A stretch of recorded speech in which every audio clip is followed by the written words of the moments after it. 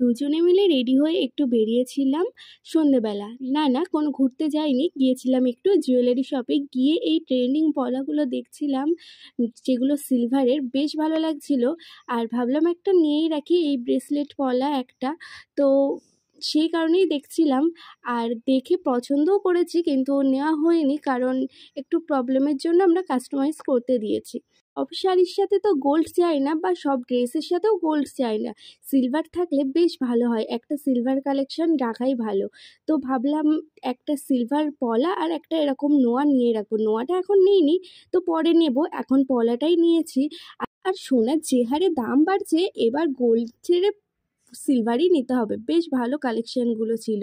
তারপরে গিয়েছিলাম একটু বাড়িতে মায়ের কাছে ছিল এই চুড়িদারটা, যেটা আমার বরমশাই পয়লা বৈশাখে গিফট করেছে, যেটা এসছে পয়লা বৈশাখের পরে।